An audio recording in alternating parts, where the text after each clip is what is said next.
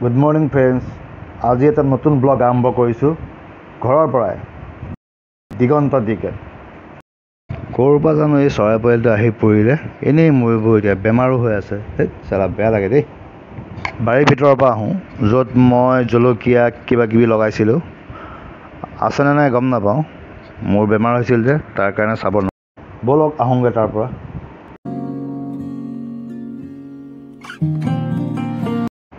এই জলকীয়া লাগিছে দুটামান বেছি নহয় অলপ জলকীয়া ঘৰৰ এয়া আছে কোমোৰা গছ কোমোৰা পুলিতে ৰুইছিলোঁ সেইকেইটা জলকীয়া চাওক এয়া তিয়ঁহৰ অৱস্থাই নাই কি হ'ব আৰু বাৰীৰ ভিতৰত জংঘল গোটেইখন ময়ো নোৱাৰিলোঁ জলকীয়াকেইটাহে পালোঁ একো নাই এইকেইটাই জলকীয়া খাম আৰু তাকে এতিয়া ৰাতিপুৱাৰ ভাতটো মাৰি লওঁ ভাজি ভাত আৰু দালি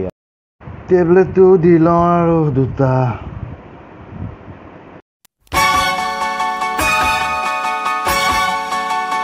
খুৰীহঁতৰ ঘৰৰ পৰা আহোঁ এনেই ওলাই যাওঁ অলপ বহুত দিন যোৱা নাই সিহঁতৰ ঘৰলৈ এইটোৱে চিপছ মাৰি আছে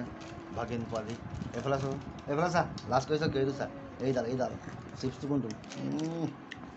আজি বিশ্ব পৰিৱেশ দিৱস বুলি মৰমে গছপুলি এটা লৈ আহিছে নিম পুলি আৰু ৰুব এতিয়া বিশ্ব পৰিৱেশ দিৱসৰ কাৰণে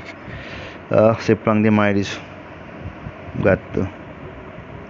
এইটো গাঁত খান্দিব লাগিব ৰুইছোঁ আৰু যেনে তেনে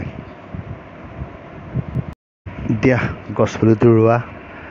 এয়া গছপুলি ৰোপণ কৰিছোঁ বিশ্ব পৰিৱেশ দিৱস বুলি নহয় এনেও গছপুলি ৰুব লাগে আৰু মই ভাল পাওঁ গছপুলি ৰুই চোৱা